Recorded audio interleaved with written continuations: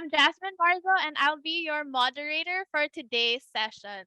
So, before anything, I'd like to thank you guys for joining us in COL Financial's breakout session titled Achieving Your First 100K, a smart guide on how to build your wealth early. So, just to give a quick background on our company, COL Financial has been around for 22 years now, and we are trusted by over 500,000 clients. We are also listed in the PSE, and we're one of the first in the Philippines to have both stocks and mutual funds in our platform. But most importantly, our company believes that every Filipino, including you guys, deserve to be rich. So as part of our advocacy to spread financial literacy and awareness, we partner up with PSE to bring you sessions like this. All right, so let me just pull up the screen. Okay, great. So before we begin, I'd like to give everyone a few reminders. So number one, bawal maging shy. Okay, guys? And by that, we mean na if you have any questions about the talk or anything about investing, type them in the chat box so we can take them up in the Q&A later. We also have our team on standby to answer some of your questions as well. So to try that out, check natin yung chat box. If nakapagkape na kayo and you're awake and ready for this talk, type in nyo nga kung what school you are representing. So let's see. Taga saan ba yung mga attendees natin today? Medyo naglo-load lang yung ating chat. Type it in, guys. So if you're from PUP, UP, Ateneo, say hello. School represent. Okay. Good morning, everyone. Sige. So, number 2, reminder, kapit lang tayo hanggang sa end ng talk na to. So, in order for you to fully grasp the lesson our speaker will impart today, syempre, you need to stay with us until the end. And as an added bonus, we will be giving away a helpful gift after the talk. So please stay tuned. Okay, so next slide. Speaking about gifts, drop by the COL Financial booth later in the exhibit hall for free learning resources and check out our career opportunities as well. So I believe meron dito mga graduating or maybe looking for internships. So check that out later. Okay, so I won't keep you guys waiting any longer. Let me introduce to you our speaker for today. He is one of the passionate business development leads for COL Financial Group. He develops strategies and promotes financial literacy with a focus on mutual funds and UITFs. He graduated from the University of Melbourne with a degree in Bachelor of Commerce and a double major in economics and finance. So guys, without further ado, let's welcome Zane Polombarit. All right. Hi, everyone. Good morning, right? I hope you're as excited as I am to be here today. Okay. Right. Thanks, Jazz, for your introduction earlier. Right. So just to confirm, do you guys see my screen? Right. Are we good? Yes. So I think we're doing well. So andyan yung screen. Now, alam ko marami sa atin dito, no? Right? A lot of you here are just going to start earning soon, right? Students transitioning into adulthood, working. So, marami kayong worries in life. Like, pag nagsimula na ako magtrabaho, what do I do? Do I save? Do I spend? Do I invest? Right? So, how do you start? Right? Ano yung mga advice na pwede kong makuha? And don't worry, that's a very common question, right? Okay lang na hindi mo alam where to start. Okay? I think a lot of us here, right, felt that way when we were also in that stage in our lives. Okay? But to share with you, ano ba yung mga natutunan ko that helped me build my first 100K. Right? So, ang ginawa ko, I wanted to be financially independent. So I try to understand ano ba yung mga options ko out there, ano yung mga things na dapat alam ko or dapat kong matandaan. And that is what I'll be sharing with you today. Okay? Now, first lesson I learned is that investing is a very personal endeavor. So, anong ibig sabihin ng personal endeavor? Ibig sabihin lang nun, it is something that's very different. So, magkakaiba siya sa bawat sa isang tao. Okay? The way na mag-invest yung isa might be different from the way you invest. Bakit? That's because we have different personalities, different lifestyles, different interests. So, ganun din yung sa pag-invest. There are also different types or different ways that we can invest. Now, okay, so ano ba yung mga common types of investors out there, right? So may mga different personalities, okay? So there's a passive investor, there's an active investor, and merong active trader, right? So we'll go through each one. Tingnan nyo which ones resonate with you, right? So baka may ma-pick up kayo on your personality and style. Okay, passive investor, right? So yung personality ng isang passive investor, ito yung mga tao na may set and forget attitude, okay?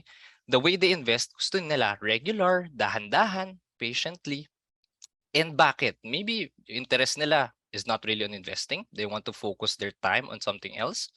Or maybe yung knowledge nila is not that good, but they still want to invest. So these types of people are looking at the long term. So hindi sila worried about the short-term challenges when it comes to investing. Kasi long-term yung horizon nila. Pero ano naman yung common weakness, right? So bawat style, bawat strategy, meron niyang strengths and weaknesses eh. So ano yung weakness naman ng isang passive investor? Well, sometimes, because of the set and forget attitude, nakakalimutan nilang i-monitor yung investments nila. So they forget, meron pala akong investment. Kailangan ko palang mag-adjust kasi iba na yung goals ko. Right? So sometimes those are the common weakness of a passive investor. Right? Next, yung mga active investor naman. Okay? So the active investor, these are the ones na may thoughtful participation. No?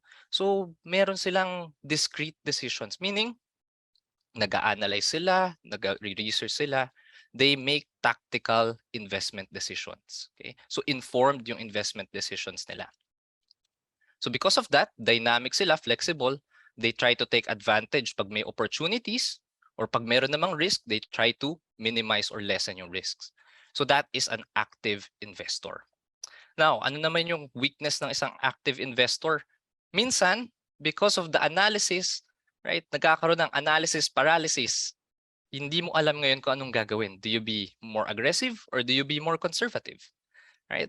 So that's some of the dilemmas of an active investor. And last, we have here naman is an active trader. So very different to from the other ones we've seen earlier, from the passive investor and the active investor. This one, active trader. So these ones, they are quick to react and move. Yan. So lagi itong naglo-look out for the next best option, yung mga fast-moving stocks, right? So kasi gusto nilang masakyan yung mga stocks na yun, right?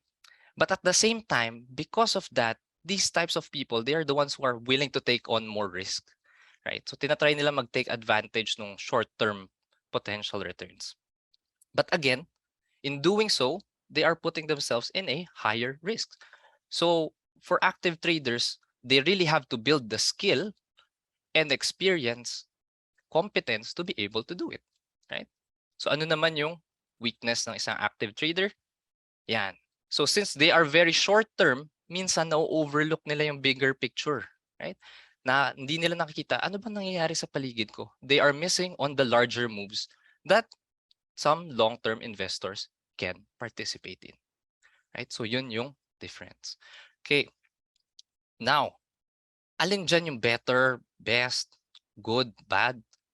Actually, sabi nga natin, it's a personal endeavor. So to each their own. Merong style na magsusuit sa inyo. Right? So each style has its own potential and ways to success.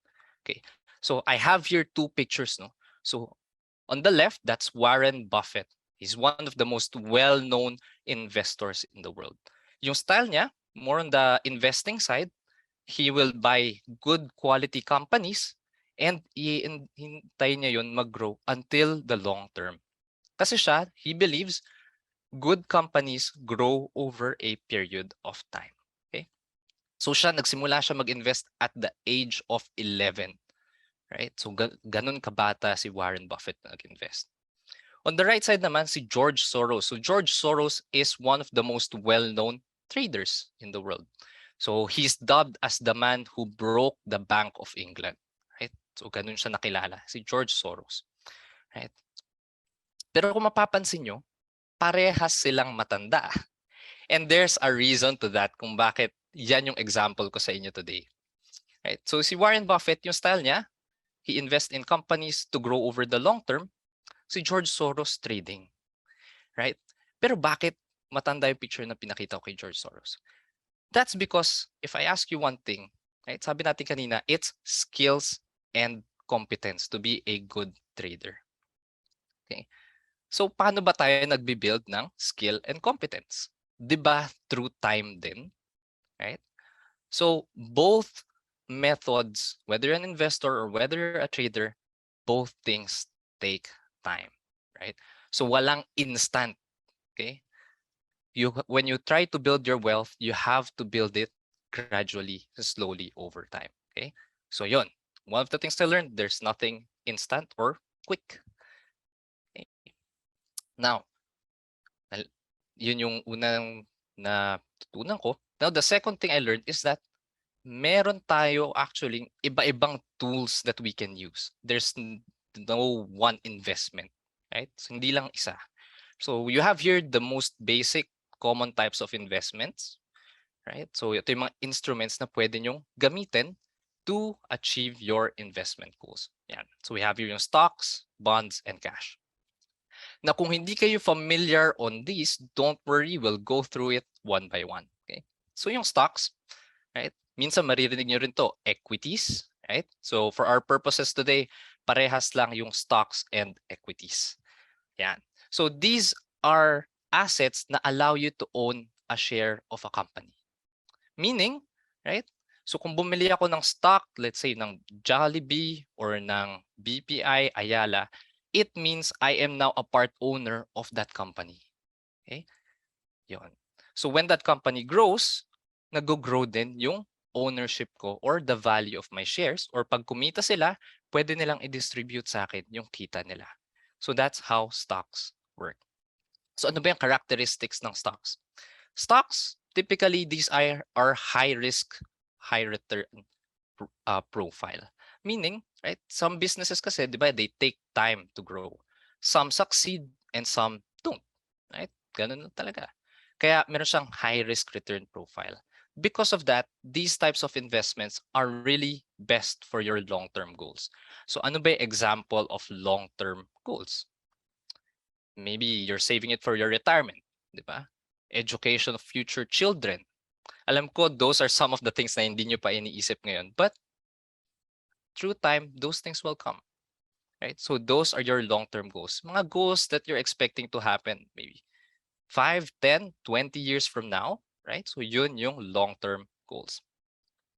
Next naman is yung bonds. So bonds, ito yung tinatawag nating debt instruments or mga pautang. Sino yung nagpapautang ng bonds? Normally, those are your governments or large corporations.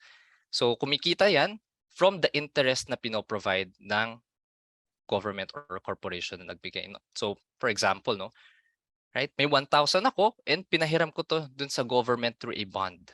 Right? So the government will give me back yung interest ng 1,000, tapos ibabalik nila yung 1,000 ko pagkatapos nilang hiramin.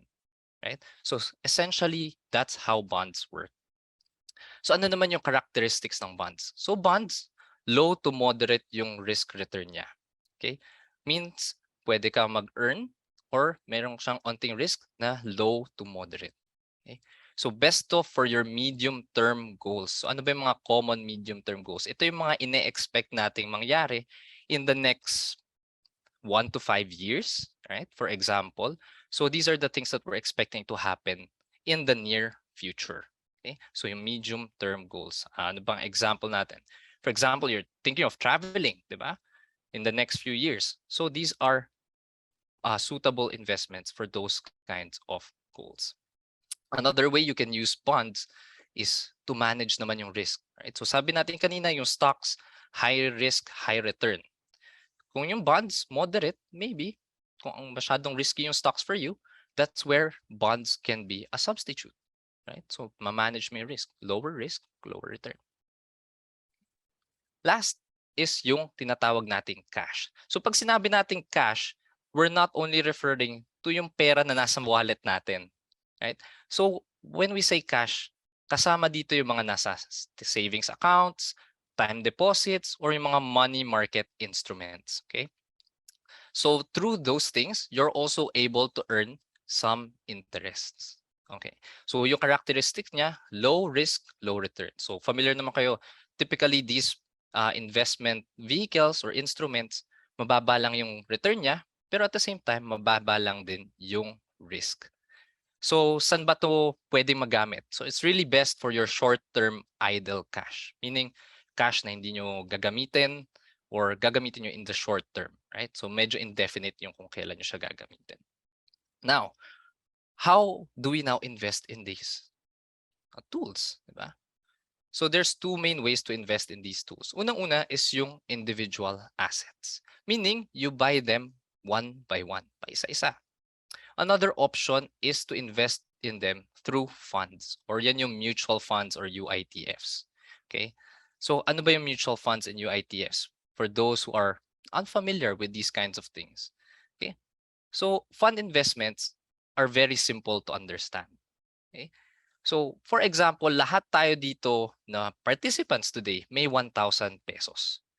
So ang ginagawa ng fund, pagsasama-samahin niya yung 1,000 pesos na yun, para makabuo tayo ng isang malaking halaga.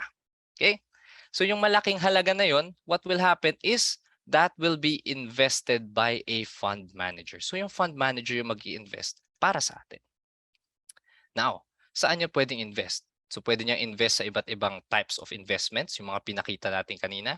Pwede siya sa stocks, pwede siya sa bonds, pwede siya sa money market. So money market, ito yung kinakategorize natin kanina as cash. Okay?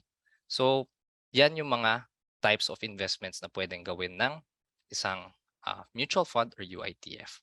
So, kung makakarinig kayo ng bond fund, ibig sabihin it's a fund that invests in bonds.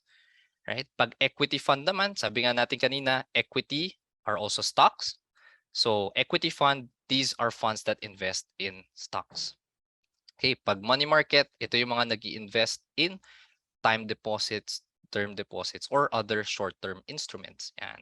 So those are mutual funds and UITFs. Now, for students that we have here today, so karamihan sa inyo, probably your best option to invest while you're starting is through funds. So bakit naman through funds? Well, unang-una, funds requires a small capital. Meaning, sabi nga natin kanina, pinagsasama-sama natin yung pera, so pwede tayong magsimula ng mas maliit. Right? So as small as 500 pesos or 1,000 pesos, pwede na tayo mag-invest through a mutual fund or UITF. Whereas dun sa individual assets, for example, if you're trying to buy a stock of Globe or PLDT, isang stock nila could cost more than 1,000. Right? So isang share lang yung mabibili mo. Right? So for bonds naman, yun, normally 100,000 yung mga minimums that they require for you to invest in. So that's why your funds are best option for those who are just starting kasi maliit na halaga lang yung nire-require niyan. Next, yung investments niyan are handled by a fund manager. So you don't need to be actively choosing which specific stock, which specific fund, right? So merong fund manager that makes that arrangement for you. So it naka-bundle na siya. Okay? Third is funds pwede ring mag-invest in other global securities outside of the Philippines. Okay? No example niyan. If you want to invest in US, all right, in China, or you want to invest in technology sector, renewable sector, right? If you're not familiar with those, may mga funds na nag-i-invest particularly in those regions. So you're able to access investment opportunities even outside of the Philippines through funds. Okay. Now, so yun yung two things that I learned. One, magkakaiba yung personalities natin, right? So we have different styles of investing and merong iba't ibang tools na pwede nating gamitin. So bumalik na tayo doon sa title, no? Achieving your first 100K. So paano nga ba natin i-achieve yung first 100K natin? Well, unang-una, for you to achieve your 100K, kailangan you have money that's coming in. So may pumapasok na pera. So assume natin na yung median salary in Metro Manila is 20,000 pesos, right? So I know some of you here, hindi naman sa Metro Manila or iba yung location nila, so baka iba yung median salary. But just for our examples today, no? So 20,000 pesos, and then yung expenses mo, let's say nakatira ka pa with your parents, so ang binabayaran mo lang is yung food, transpo, and your other necessities, tsaka wants. O gumagastos ka ng 15,000 pesos, right? So sa isang buwan, nakaka-save ka ng 5,000 pesos, right? So kung nagse-save ka ng 5,000 pesos each month, right? Kailan ka makakarating dun sa 100,000?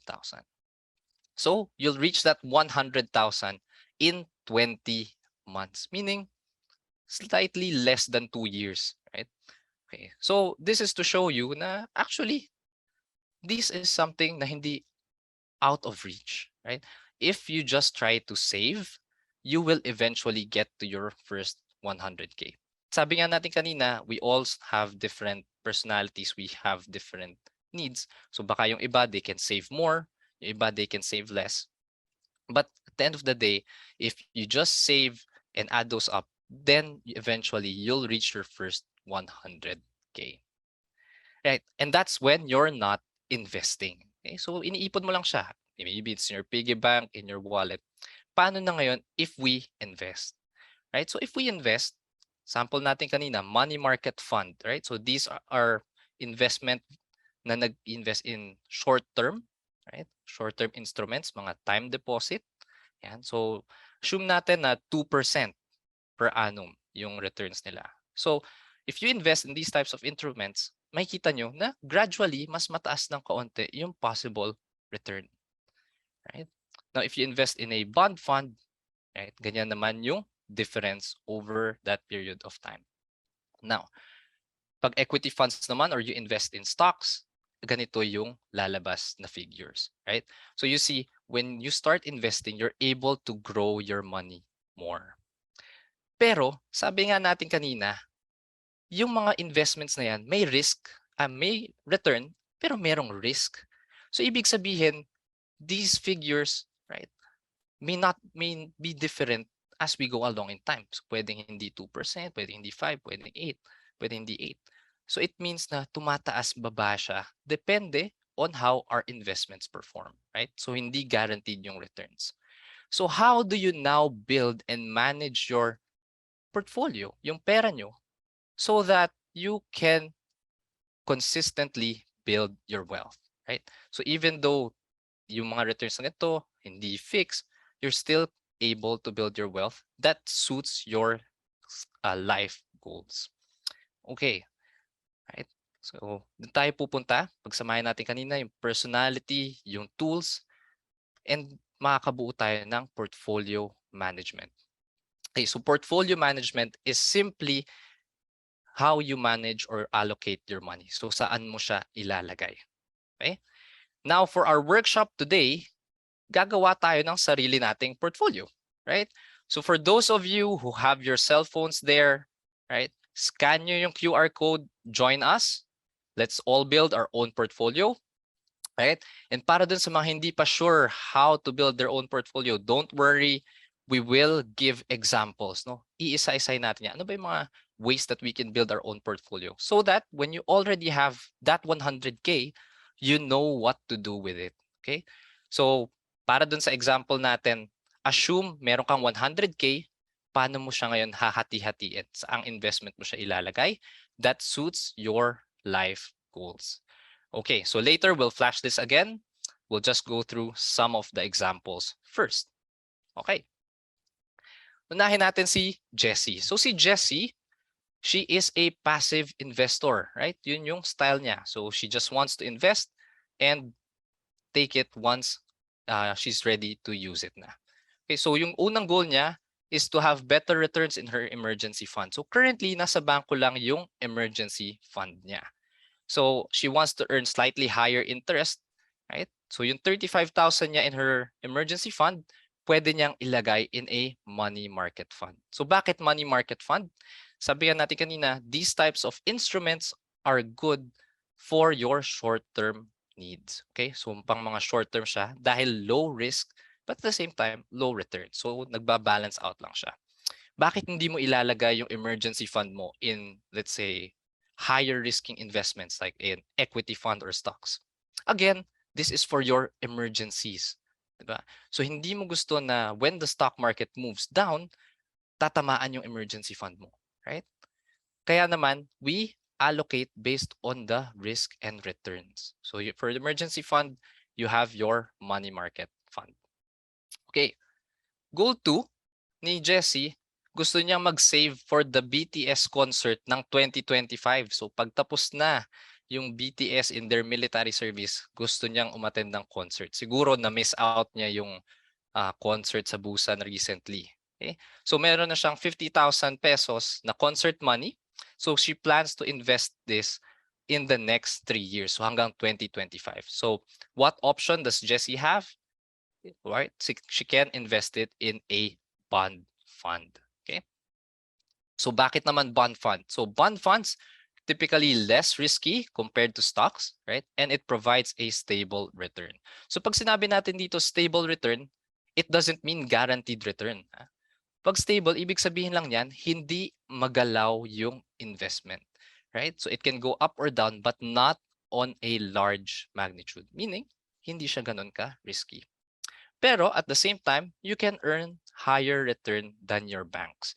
So yun naman yung advantage ng bond funds. Okay? So ano yung portfolio ni Jessie? Right? So for her emergency fund, 35,000 pesos. Hindi niya alam kailan niya gagamitin. Right? So she can put it in a money market fund. For her concert money, 15,000 pesos, 3 years, and she can put it in a bond fund. Okay, we now here naman have Mark. So si Mark, he is an active investor. Okay. So yung goal niya is to grow his dream vacation money. Okay, gustong mag-travel ni Mark. Wow.